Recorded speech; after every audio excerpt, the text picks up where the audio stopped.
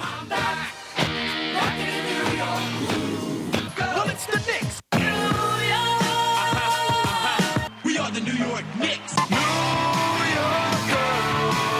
For this new season we're about to enter, the Knicks taking no shorts just like winter. New York, New York. New York be about the Knicks, huh? But the best thing about New York City is K-N-I-C-K-S. Everybody say go New York, go New York, go! Go New York, go New York, go! Hey everybody, welcome to the New York Knicks podcast, episode 522, part of the Lineups Podcast Network at lineups.com, the Big Heads Media Network at bigheadsmedia.com and Dash Radio. We are joined today by Bryan Oringher, who hosts the Scout with Bryan pod. You can find him on Twitter at Scout with Bryan. How you doing, Bryan? I'm good. First of all, that was the best compilation of New York mentions I've ever heard in my life. Oh, thank you. Is that an original for you guys? That was pretty cool. Yeah, I do that for our podcast. I have a hello one for our comedy podcast, the goodbye one, and then the Knicks one. That was awesome. Nice job. Thank you. It's honestly the highlight of our show. So we could just end the interview right here. I think that's all people need, to be honest. It's usually the high point, and we kind of pick it back up with the goodbye song at the end. If I don't play it, Mark can't even do the show. He's like, I just can't get up for the podcast without it. So for those that don't follow Bryan on Twitter or don't know him, he spent 7 years working in the NBA. He was a video coordinator, a regional scout. He's done it all in the NBA. He brings a lot of knowledge to this. But the reason we're having him on is he recently did a podcast entitled "Shut Up and Let Thibs Coach," and I thought he pretty much nailed what everyone on Knicks Twitter needs to do is kind of leave Thibs alone and just trust that we actually have found a good coach. So Bryan, can you tell us what was your why did you decide to make that? Why did you decide to do that episode? Yeah, I think I just saw kind of incessant criticism of Thibs' rotations and complaining about, Quickly's minutes and then Elfrid's playing time and all that. And yeah, quite frankly, the message was just shut up and trust him. I think obviously, yeah, Elfrid's not an amazing starting point guard. He's probably not even a real starting point guard in the league. He'd be best as a backup, but Quickly's a 21-year-old kid. He's got plenty of time to learn and mature, and he's got a whole bunch of things in his game that still need to be worked out. And Elfrid's a veteran. He knows what he's doing. He's in the right spots. He knows how to play defense, and that's what obviously Thibs has been the most focused on. And he's had a tremendous amount of success with getting the Knicks to be respectable on that end and be respectable overall because they play hard every night. So yeah, I think he really knows what he's doing. And like I said, I think, things in Chicago and Minnesota both really went downhill, once they got rid of him. So I'm afraid we're like following a similar track now, where he gets the Knicks back to respectability, but then it's always the disease of more. Everybody thinks they know better than him or that, he's playing the rotation wrong or whatever. But, Chicago and Minnesota tried that too. And look how that's turned out for them. So Actually, before we continue the conversation, I want to ask you, did you ever do an episode called Shut Up and Let Fizdale Coach? I did not do that. I will say that, some Knicks fans love to troll me still because, I defended Fizz to an extent, but that defense was basically, I just thought last season, the timing that they fired him, I don't think he deserved to be fired that early in the season. I mean, guys, you're free to disagree, whatever. Absolutely, Thibs is an upgrade over him. I just didn't think he deserved to lose his job to Mike Miller. I just didn't really see the point of that. But yeah, I mean, there's no question. I think Thibs is a big upgrade, and I think he's the best coach you guys have had in quite some time. So it's been a long time. So basically, the idea behind your whole thing is that we finally have an experienced coach, a super experienced coach. He's had a lot of success. Maybe we should question him so fast. Maybe we should see how this develops. Yeah, I mean, how it's developing so far, even to be around 500, I mean, is remarkable, quite frankly, right? For where the Knicks have been the last, 5, 7, 8 years. I think I said the pace you guys are on is, the most wins since 2013. I mean, people take that. Has it only been 7 years of misery? It seems like a lot longer. It seems like Probably a lot longer. A lot more misery total. I just mean, at least since you were last I guess, remotely respectable. But yeah, people, like I said, they take that for granted that, it's hard to make the playoffs in the NBA, and everybody just thinks, championship or bust. And that's the way, fans are going to be. But even just getting to the play-in game this season, I think would be a massive accomplishment for them, and a big deal. And, you start with that, and then next season you go for, 50 plus wins. You try to be at the, top of the conference, make a big splash. But I think for now, this is a huge upgrade, like I said, over what they've had the last 5 so years there. So what do you think the roster isn't really that different from last season? I mean, there's obviously differences, but it's some of the same core players. What has Thibs done that Fizz/Mike Miller failed to do with his team?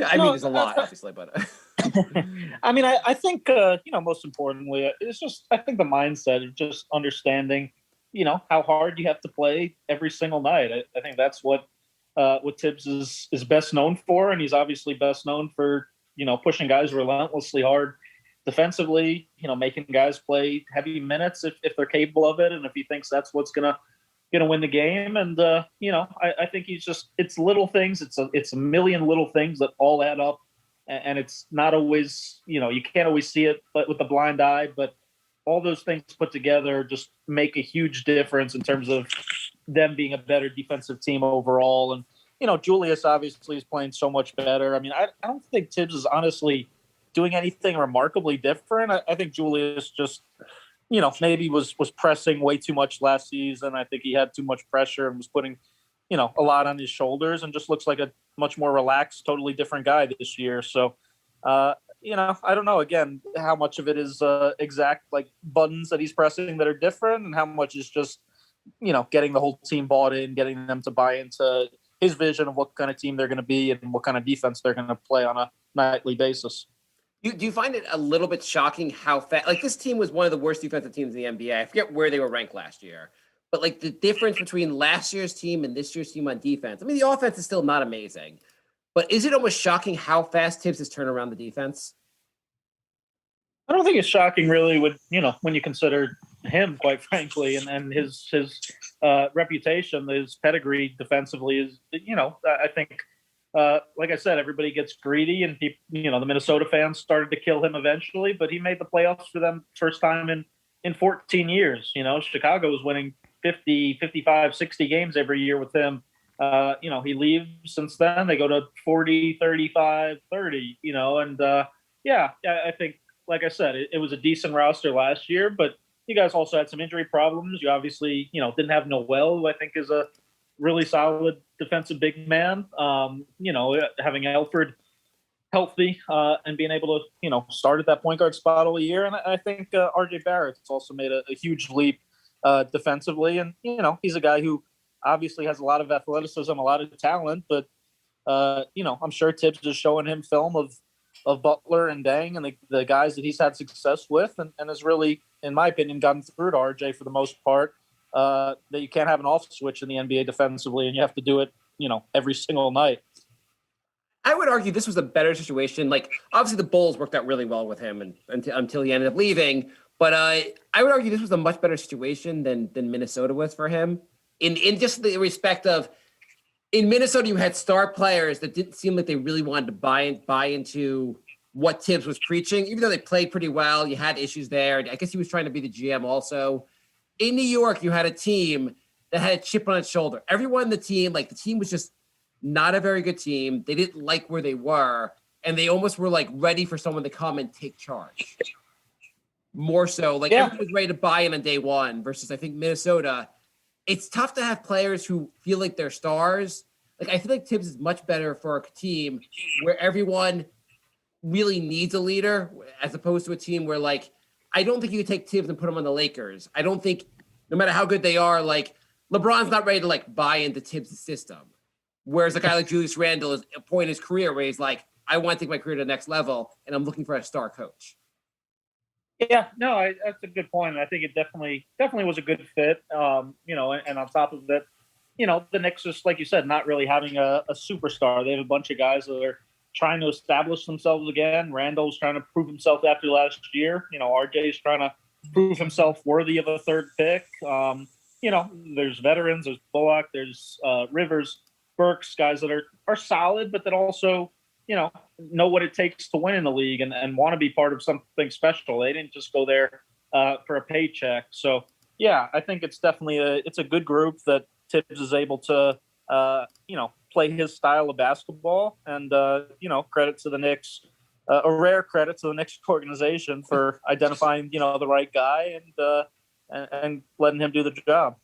Yeah, I feel like you saw like the Hornaceks, the Derek Fishers. You'd see they would keep changing starting lineups. You would just see them trying to figure things out along the way. And I feel like it was just a really hard thing for a young team to have a coach trying to figure things out as he went along. And I guess like the nice thing, you may criticize Thibs for sticking with the same starting lineup maybe too long. At the same time, he knows what he wants to do from day one, which I feel like benefits a young team. I mean, I was just going to say, in my experience, in the NBA, I mean, veterans especially are creatures of habit, and they really, really want routine and structure, and they want to know exactly what their role is and how many minutes they're going to play roughly, and what's expected of them. So, I think sometimes you have some of these young coaches come in and they change the lineup almost every single night, or play 60 starting lineups on the season, and that kind of messes with guys mentally. It gets in their head. I think Thibs says, okay, for the most part, you're our five. You're the five guys off the bench, whatever. Here's what's expected of you. And, I think obviously they're going to have off nights. They're going to have frustrating nights where they don't make shots, whatever. But, Elfrid's a perfect example. Like I said, I think on a really good team, he's not a starting point guard, but I think he plays the role fine. He's the best option the Knicks have, with Rose not being able to play starters minutes. Elfrid plays good defense. He runs a team. He doesn't turn the ball over. He throws in a few floaters and things like that. But, overall, he's solid. And sometimes solid is what you need. Yeah, I feel like people have been going the movement on Twitter to like send Elfrid Payton to Guantanamo Bay. I think it's just overblown. You see some people just go off on him every night, and I'm like, I agree with you. He's fine. He's not a starting. If he was your backup point guard, you'd be like, oh, we get decent backup point guard minutes. He's just kind of miscast in the Knicks. But I feel like it's just because he's not the ideal starter doesn't mean IQ needs to start either. I feel like his IQ's development and Payton's play can be separate issues. Oh, for sure. Yeah. I mean, I think, I think way too many fans judge the game also just by the box score or by, making and missing shots, right? Like that's obviously not a strength of Elfrid's game. And he's, he sticks out like a sore thumb when he's shooting terribly and has those 3 for 12 nights. But again, what fans don't realize is for the most part, he's executing the scheme. He's doing exactly what Thibs is asking of him defensively. He's running the team the right way. And like I said, Quickly is super talented and he's got a lot of potential, but it's like, I think Thibs even said something today where like, Quickly just has to learn what it takes on a nightly basis in the NBA. He's got to learn how to adjust. He's got to learn exactly how the NBA works, how everybody plays. So those are all things that, it's probably best for him to be learning in 15, 20, whatever minutes a game off the bench and to, let the veteran that's been around and knows exactly what Thibs wants, let him be in the starting lineup. Like I said, he's not going to wow or amaze you every night, but he's going to be solid and he's going to do his job. Right. I mean, like if you put Quickly in the starting lineup, we're not winning the title. If his development is the most important thing, why not let Thibs just kind of develop him the way he thinks is proper, and we'll rely on the fact that Thibs has a ton of experience, that maybe this is the best way to develop him. I also, now that I watch him play with Derrick Rose, I'm like, oh, I love this bench unit. This is a great.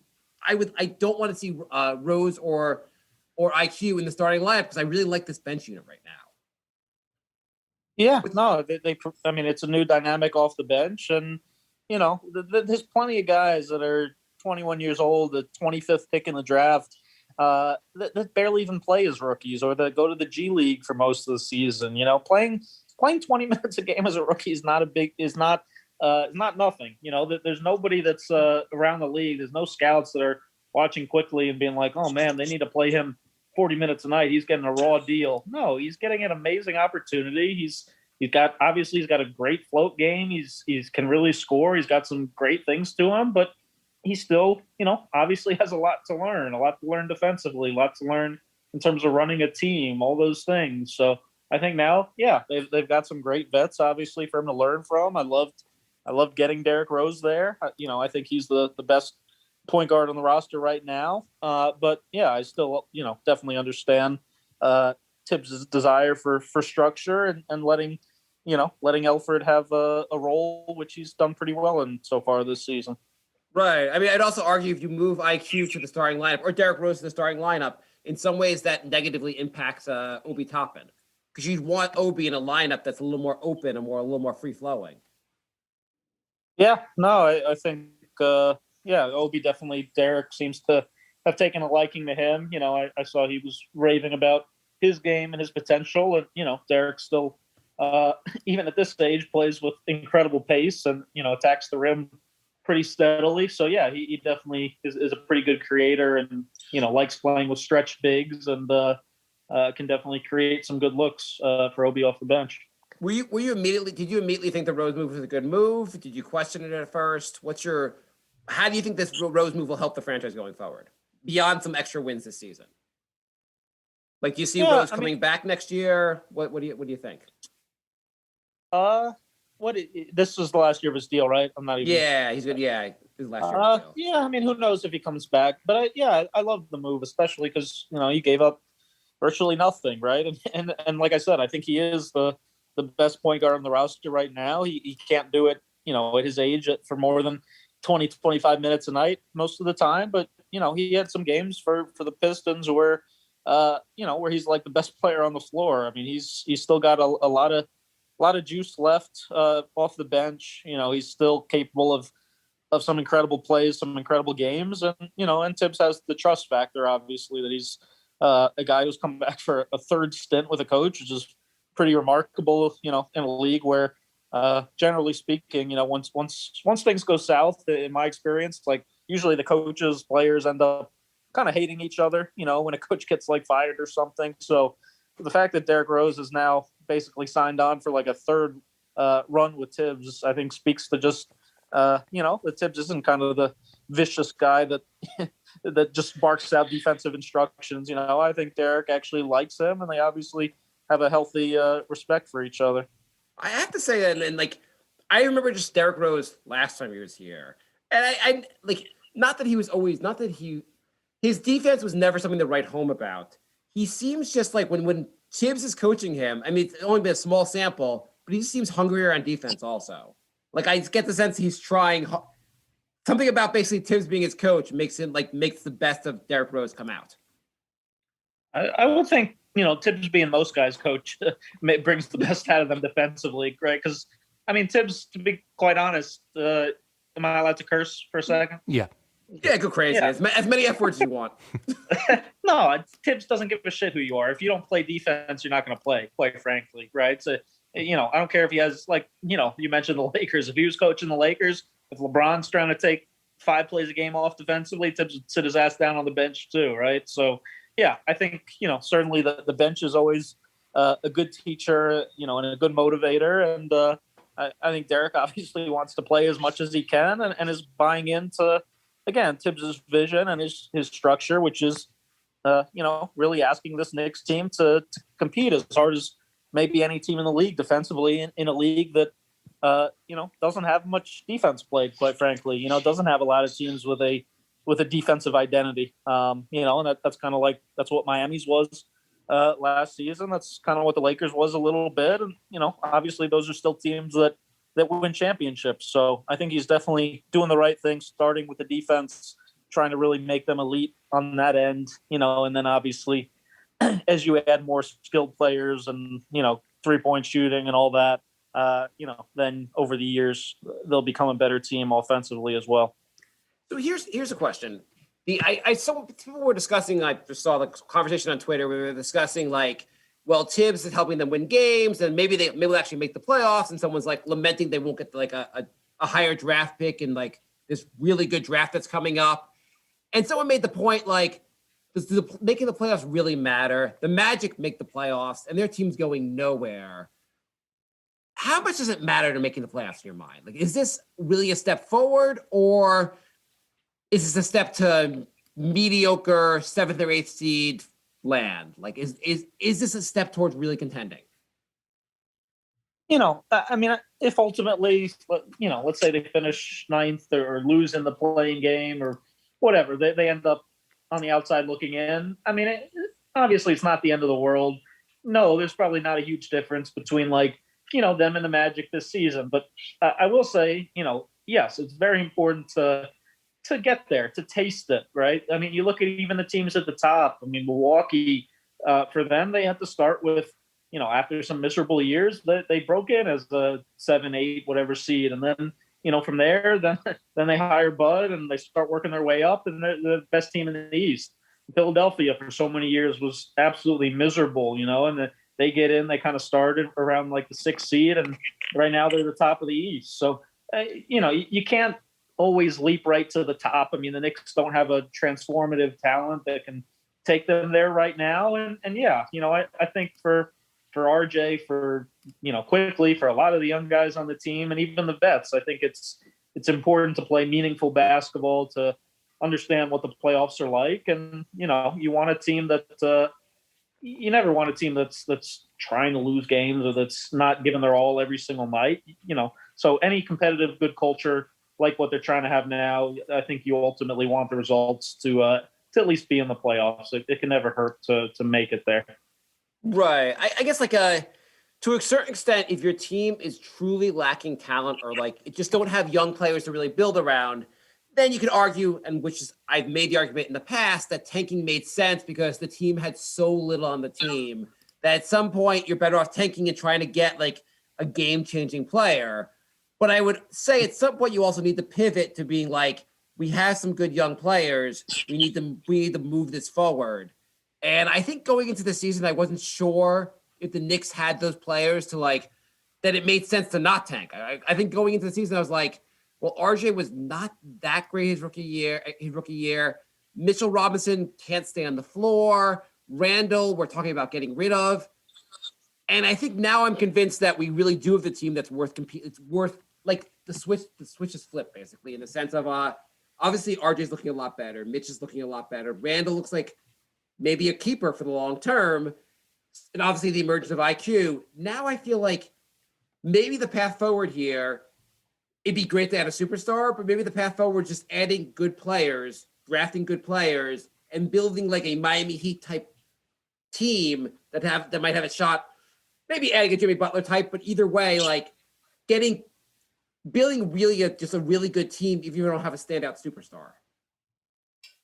Yeah, I mean, like I said, I can't really think of a team that went from the 14, 15 seed to the top of the conference, right? You never see that kind of leap really in one season for the most part. You go from being a team that won 15, 20, 25 games to being around 500, to being a 7, 8 seed. And then after that, you work your way up. But yeah, I mean, like you said, I don't think, what's the difference ultimately between the 15th pick and the 11th or 12th pick, generally speaking? It's not a drastic difference, and the way the lottery's changed too, in terms of, the odds getting worse and not having as much of a chance to really leap up. Again, yeah, I agree with you. If you're absolutely terrible as a team, yeah, you obviously want to really tank and bottom out and give yourself the absolute best chance of getting that number one pick. But, if you're around a 500 team, if you're in that mix, right now they're ahead of Toronto and Miami and teams like that. I mean, that's, you're a competitive, damn good basketball team for the most part. And again, I think the goal is to win every night and see where it takes you. And at the end of the season, if they really fall off and rest guys a little bit because they're out of the playoffs, I mean, no, I don't hate that. But again, the difference between an 8 seed and a 9 seed, I would much rather be the 8 and be in the playoffs than, on the outside looking in. So the other argument people make is that the Knicks, are you winning too much because you're leaning on veterans who may not be here long term? And I don't think that's true with this roster, but what do you think? Do you think the Knicks are leaning too much on veterans that, well, I guess it depends how you define a veteran. But like, I think a lot of the big question really is, do you think Randall is a guy you keep going forward? If not, then maybe you're leaning on a veteran that like is not going to be here long term, and maybe you should work on trading him. But do you think Randall's a keeper, basically? Remind me real quick, what's his contract situation going forward? So next year is a team option. I think for Jay, what is it, like 18 million? Yeah. Yeah. So next year's a team option. So clearly a pretty cheap deal for very reasonable deal for what he does. And then after that, obviously you have to offer him a pretty big contract if he's still playing this well. Sorry, it's 19.8 next year. 19.8? Yeah. Okay. But it's only partially guaranteed for 4. So about 20 million. So you could try trading him now and sell high on him. Yeah, I mean, if the right offer came around, I'm sure they'd consider that. But I mean, right now, the way he's playing, is he worth 18, 19 million? Absolutely. I don't know. He might be obviously playing a little bit over his head. I mean, again, if you can get a top 5 type talent for him, or an incredibly valuable pick, I think you probably do that. I don't think he's a perennial all-star. I don't think he's a top 10, 20 player in the league consistently, but I think he's on that fringe. I think he's in the 30, 40 range, and I think he's a good second or third piece on a pretty good team. So yeah, I think absolutely you keep him around at least at that number, and I think he's been playing amazing basketball for them this season, and he deserves as much credit as anybody for them having the success that they're having. So I know you mentioned that you don't know if his level of play is sustainable. I'd almost argue that what he's doing on the court, like he's passing more, which seems sustainable for him passing the ball. His shooting percentage has actually dropped off a little bit since the beginning of the year as far as like his overall field goal percentage. I think a lot of what we're just seeing is a player that has a better coach just developing at age 26.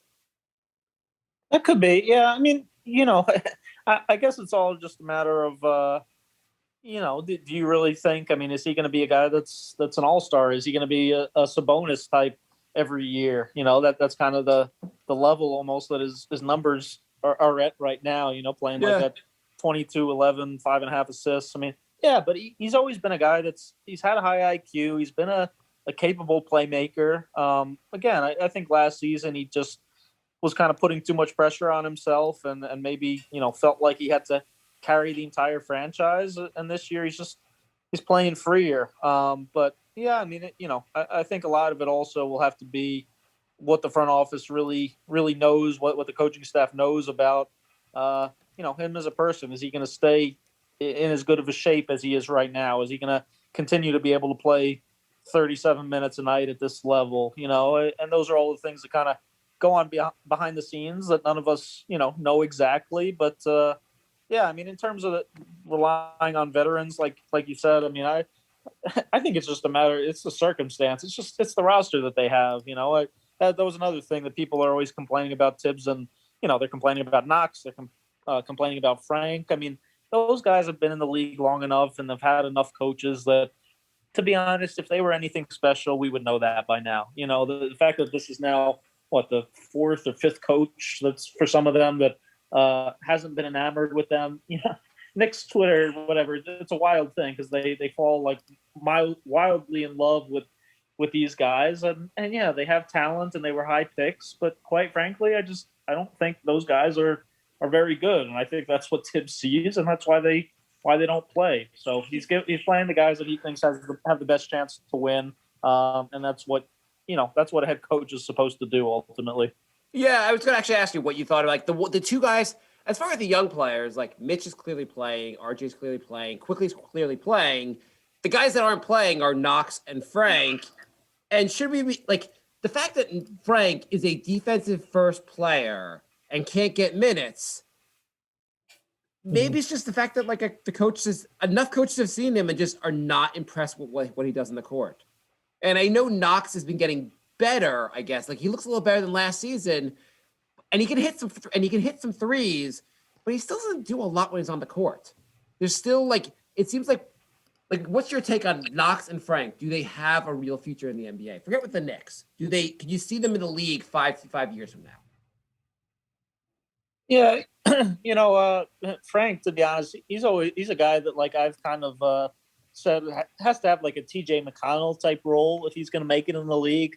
I think he would at best maybe be I mean, TJ's even better than this now, which is amazing. But TJ for Philly was like the third point guard. He would not play every game, but they'd throw him out maybe once every 3 games when they just badly needed some energy and needed some defense, and he would pick up full court and just fly around like a maniac. I think that would be great. If Frank could do that, I could see him doing that for 10, 15 minutes a game for somebody. But I think the issue with him is just his confidence offensively is so erratic, and he loses it so often that it's just really hard to trust a player like that isn't a full-time point guard, can't knock down shots consistently. It's hard. In terms of Knox, I mean, yeah, I think like you said, he can make some shots. He's gotten a little better this season. He's gotten a little stronger. He's playing a little bit better defensively. Maybe there's still he has too much talent for sure to write him off and say he's never going to be a player ever.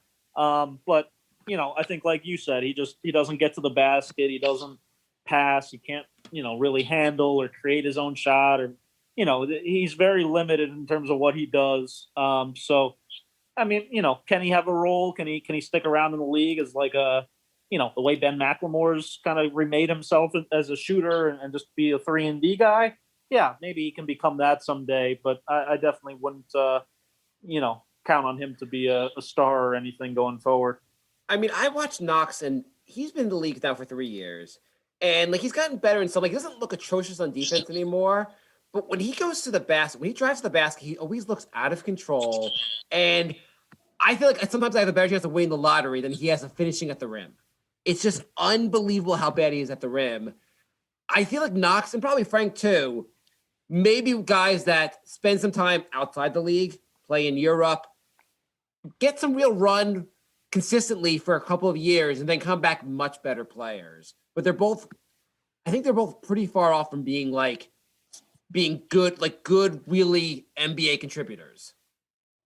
Yeah, no, that's a good point too, and that's very possible, especially that Frank is a foreigner in the first place, right? And some of those guys just haven't really worked out in the league, and then go back overseas and they play more less ISO, more just pick and rolls and make incredible passes, and get to play in Europe for 10, 15 years. So I think, yeah, that's absolutely a possibility for him. I definitely agree.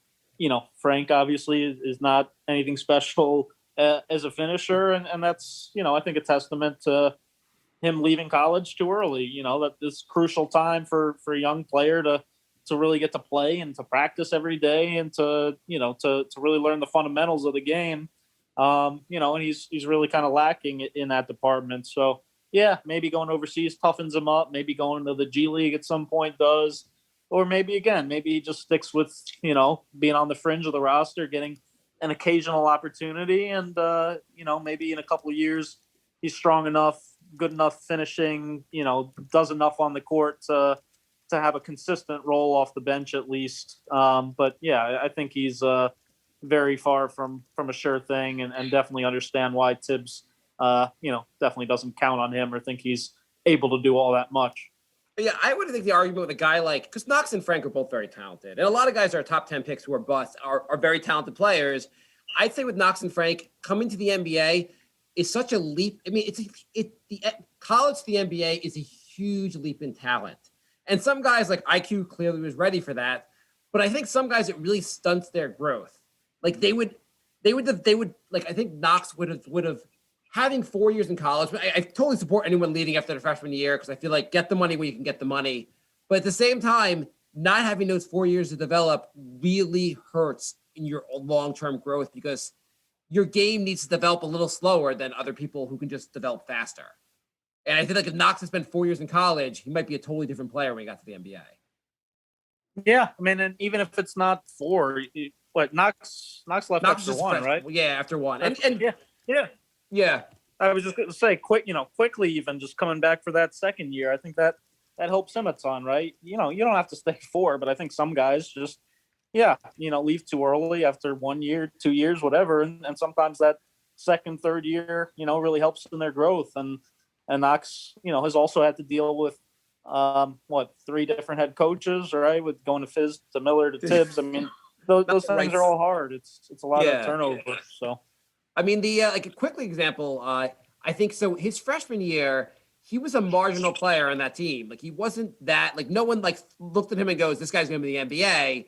And he worked so hard that by his second year, I guess he was SEC Player of the Year. Like he just made a tremendous growth from year 1 to year 2. And if you took him from year 1 and put him in the NBA, that growth maybe it never happens. Yeah, no, I mean, there's a bunch of those guys that, that were like McDonald's All-Americans and came into college thinking they'd be top 10 picks or whatever, and maybe had awful years, but still decided to enter the draft, go undrafted, and now nobody's ever heard of them. There's, I don't even know their names because there's been so many guys like that that nobody's heard of now because they thought too much of themselves. They thought it would be easy. They thought, oh, I'm so talented that I can just get signed somewhere and figure it out. And like you said, I mean, the college to the league is such a massive leap, and high school to college is such a massive leap. I mean, I saw, I worked at the University of Maryland College. We had a McDonald's All-American named Michael Parker who played there. And I just remember he was, a 5-star recruit. He was off the charts talent, but his first couple months of practice, I mean, you'd literally think he had never touched a basketball before. That was how little, he understood in terms of fundamentals and passing and dribbling and shooting and playing on a team and all these things. So yeah, there's a lot of growth and development that goes into the game behind the scenes that fans, don't even really understand. Hey, so I have a question for you on a different note. So we're recording this. The Knicks are playing the Hawks currently, and sometimes you just record on a game night. I'm going to watch the game probably after. But one guy playing tonight in the Hawks-Knicks game has 40 points. Who do you think that is? Oh, I'd be lying if I didn't say I had a box score open. Okay, right that's now, fine. so. That's fine. Randall is having. I have to watch this after. I mean, Randall is just crushing it tonight. Yeah, I mean the Knicks better pull for win tonight, or else the 40 points don't matter as much. But he is going. He's also played 38 minutes with 2 minutes. He's playing a lot of minutes.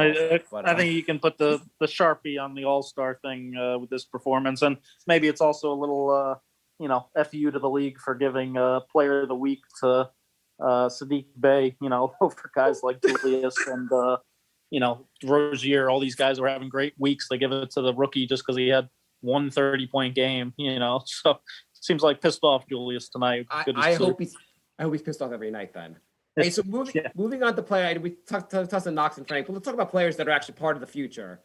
What do you think of Obi Toppin? So here's a guy that I admit at the time, I say it every show that I wasn't excited about him being drafted. I wanted Halliburton or maybe Denny, but Toppin has looked. What do you think? I think Toppin is every night he seems to look a little better and a little better. What's your take on Toppin?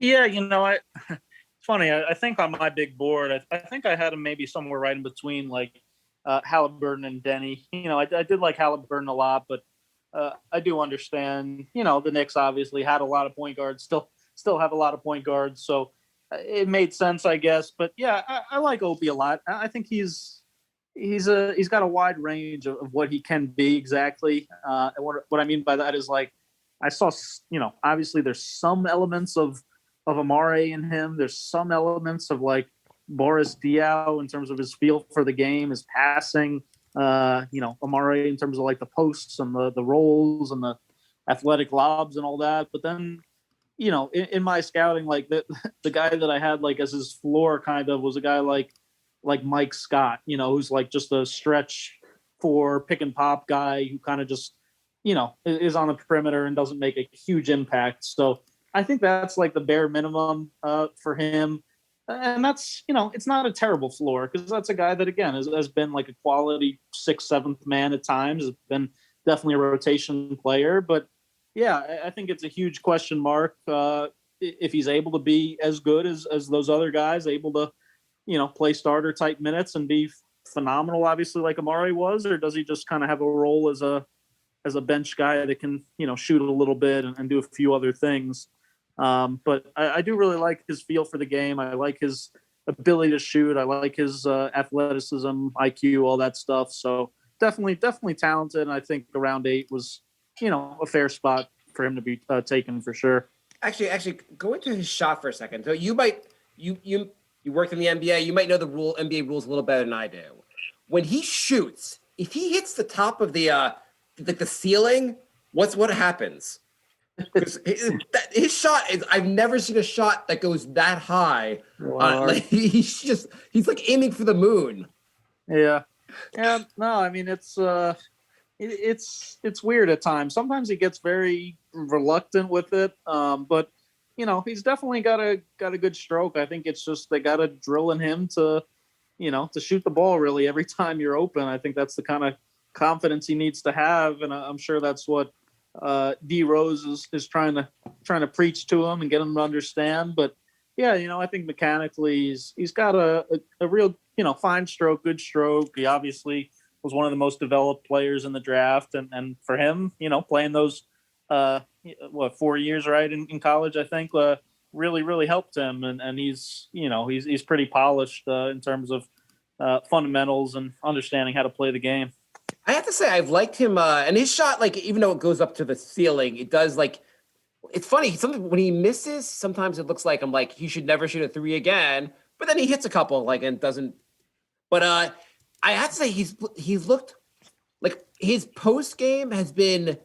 It's just been interesting. He's very creative around the basket, and there's some times where I'm like, he's not going to make it, and he figured out a way to get around a defender and make the shot. I've been pretty impressed with his post game overall.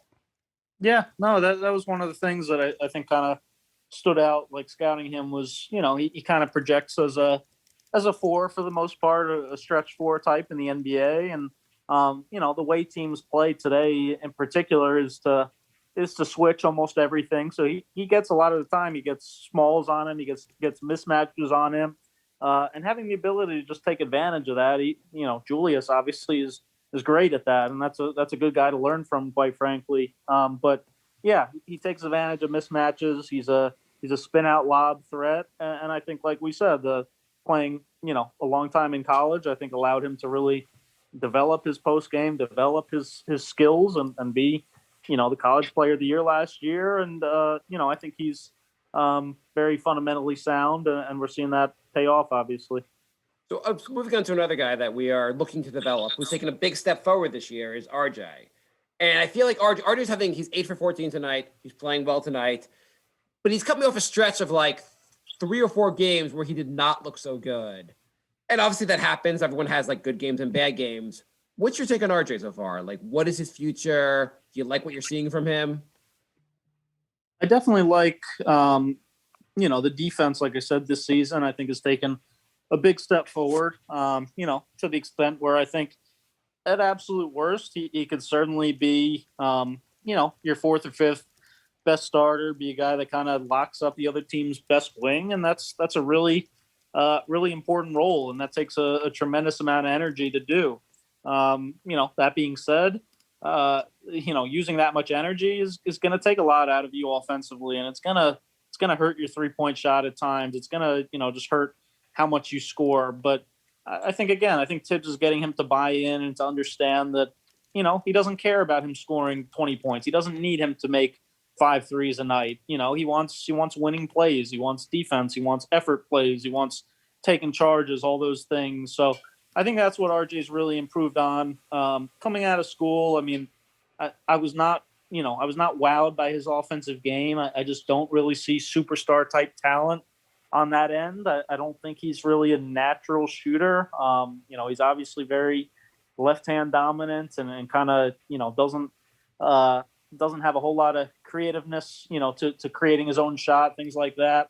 But, if he's a 20 or so point guy who can, create 4 or 5 assists a game, play good defense, get some rebounds, I think he's, again, a 4th or 5th best starter on a good team, which maybe is not the superstar you were looking for with 3rd overall, but it's still a damn solid NBA player and a really, important piece going forward. Okay. Yeah, I would actually make even the argument that you said fourth or fifth. I'd make the argument he could be your third best player on a really good team. Like I feel like if you get a really good point guard, I mean, or just or a really good shooting guard, just someone else addition on this team, add them to a Randall, have Randall have your second best player and Barrett your third best player. I think you're onto something. Yeah. I love like Barrett. There's certain things he does, like when he bullies his way to the basket, and like he's just like, I'm going to get to the basket and score. He's at his best. When in the games where he was a little bit off, you could tell like he wouldn't make that. He'd stop like just short of the basket and try to like lob it in or just shoot a little bit out 5 feet away, not really bully himself in. And I feel like he's got to be truly in attack mode to really play his best offensive game. And obviously it's nice when he hits his threes also, of course. Well, for sure. I mean, he has some of those. He was a guy who was compared to like DeRozan and Harden and stuff by some guys. And if you want to be a player like that, those guys just have a killer instinct. They'll put you in the basket every time if they can. So again, that's stuff that you learn as you grow. And I'm sure Thibs again is working on the film stuff and trying to get him to understand. Playing even like Jimmy does. So. Long way to go, but yeah, I definitely am impressed with generally his feel, with how hard he plays defensively, and the way his game is trending, generally speaking. And last, just want to get your take on Quickly. I would say maybe to speak for all Knicks fans, watching Quickly makes my nipples so hard they can cut glass. Am I overreacting to how good he is? I'd ask not to hear about your nipples again, but beyond that, I think it's pretty fair. No, I think he's really talented. He's got maybe the best floater game in the league right now. I mean, the way he shoots that is unbelievable. His effectiveness, just launching that from 5, 10, whatever feet. But yeah, I think he's obviously a talented shooter. He seems like a great kid. He seems like a sponge that really gets it. That tries to learn from the best players, to watch Kawhi warm up, to really study the game. And I think he definitely has a really bright future ahead of him.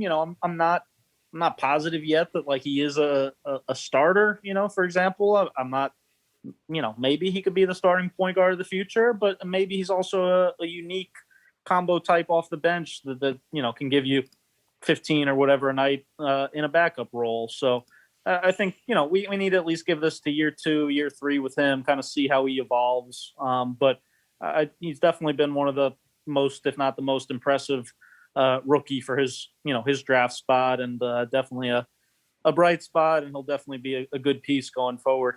I mean, one of the players that he really looks up to is Lou Williams. And like, you could see him Quickly, whether he's a starter or not a starter, he seems like a guy that could play 30 very strong minutes for you a night. Or at least that will be going forward. Like maybe not this year, but like his career, you're gonna put him out there for 30 minutes. You're gonna get a lot of offense. He'll be with Quickly, with Barrett, with Randall, they may not be quite an all-star, but they all look like they're players that like you're gonna be very happy to have in your team and be part of a good overall team. So we have a couple questions. Jay, do you want to read the emails? Sure. If you don't mind doing a couple questions with, we're going to wrap up very soon now. Sure. Nomad asked, what you think the Knicks have the money to give Collins a solid contract? John Collins on Atlanta? Sorry, I didn't hear the beginning of the question. The Knicks have money to sign John Collins from Atlanta in the offseason. He's a free agent. What do you guys think about that? Would you bring in John Collins?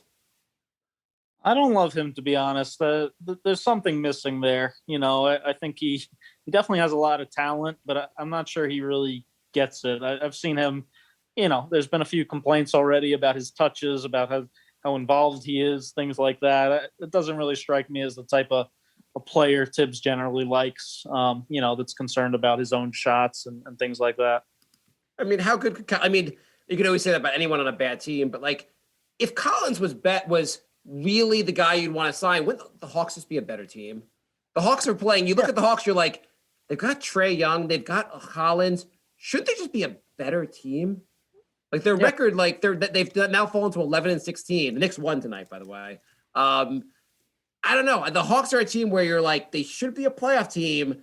Where are they? Why are they this bad? No, for sure. I think Lloyd Pierce definitely hasn't done an amazing job with them, and yeah, I think they definitely got some selfish young guys that are more concerned with their shots, with their points per game than winning, and it's kind of like a glimpse of what it could look like, right, for the Knicks. Okay, you play Knox, you play all the young guys quickly, a million minutes, right, and just let them shoot, and yeah, maybe they score more, maybe they take more threes, whatever. But obviously, that doesn't always translate to winning. The Knicks clearly are playing a better brand of basketball than the Hawks are, which is impressive because, like you said, I don't really think they have a better roster. Two players that people are throwing around on Knicks Twitter is like, these are the guys the Knicks should like try to make a move for. Well, I guess first would be Bradley Beal, and second, Zach LaVine. Do you think either one is worth the Knicks trying to like make a big package and try to get them? Brad, absolutely. I mean, I'm a little biased, definitely from working with him and knowing him, pretty closely. But yeah, I mean, he's a superstar, leading the league in scoring because he's just unstoppable, and he's definitely played defense in his career. People knock him for it now because he's on pretty crappy teams where he's having to score 40 points every single night. But he went back when we were winning 45, 50 games every season. He was playing defense. He could play on both ends. Zach, I'm a little less sold on him. I think he definitely sometimes doesn't always get what it takes to be great every night, but he definitely is an incredibly talented scorer, shooter. So, maybe Thibs can kind of mold him a little bit more and get him to understand what he needs to do on both ends. But I definitely prefer Brad out of those two. I think we have one more email, right, Jay? Yeah, Jonathan writes, I don't get why some fans want to trade Randall for a first-round pick, probably a 20-plus pick. We are playing good basketball, and he's playing like an all-star, and he's only 26. The most important thing is he's only making $19 million. I think the Knicks should make the effort of trading for Beal. If you see the free agents for the next 2 years, there's no one valuable. We have a good core, Barrett, Quickly, Mitch, and now Randall. If we can get Beal for draft picks, I say do it. Quickly, Beal, Barrett, Randall, and Mitch are a good team. Not championship caliber, but 3 to 6 seed in the East. Thoughts? I guess if the Knicks don't want to trade any of their core players to get Beal, you'd have to go all in on draft picks. So let's say the Knicks had to offer 4 first-round picks, like 3 of their own and one of the Dallas picks. Would you go? Would it be a mistake for the Knicks to like go all in on draft picks to trade to get Beal? Definitely wouldn't be a mistake. I don't think personally that would be enough either. Like looking at like the package that Harden got, for a guy that was mostly checked out and overweight and causing all this trouble, for him to still fetch a bunch of, young stars and picks. I don't see a way they could get Beal without, certainly at least Quickly, most likely RJ and, maybe Obi, guys like that too. In terms of the Randall part of that question, I do agree with the person on that. I definitely would not trade him for, anything less than like a pick that you think is going to be top 5 or 10 maybe. But yeah, if people are thinking about just trading him just to get a first rounder, even if it's in like the 20s, that doesn't make any sense given how good he is and how well they're playing right now. People seem to, I don't know what their problem is at Randall. He does turn over a little more than we'd like, but fun fact, Randall's averaging a career high in turnovers this season, but it would be a career low for Westbrook and the lowest season Harden has had since he became a starter. That's really funny. It could be a lot worse. Yeah. I mean, like watching also the Wizards game, by the way, the thrashing of the Wizards and the Rockets was just freaking awesome. Even though both teams were low depleted, it was just great to watch them both get their butts kicked by the Knicks. But watching Westbrook, I was like, I mean, Westbrook's not terrible, but I'm like, thank God we didn't trade for him. Like, yeah. So thank you for joining us. This has been a fantastic interview. Everyone should check out your podcast, Scout with Bryan podcast. They should follow you on Twitter. They should go to your website. Lots of great content. Content is coming from Bryan. It's Bryan with a Y. Yes, Bryan. He covers all teams of the NBA, not just the Knicks. And we appreciate you coming on just to talk Knicks with us. It's been great. No problem. Really appreciate you guys having me. Thank you. Yeah. Jay, anything else you want to add? No, I think that's about it. Anything else you want to plug, Brian, or did we cover everything? No, I think you got it all. Yeah, if you just type in Scout with Brian with a Y on Twitter, YouTube, podcast, that's where you find all my film breakdowns and all that. So yeah, appreciate it. Yeah, no, I love your film breakdowns. I've been following your Twitter page, your Twitter account for a while, so it's great to have you on the show. Yep, no problem. Thanks again. Appreciate it.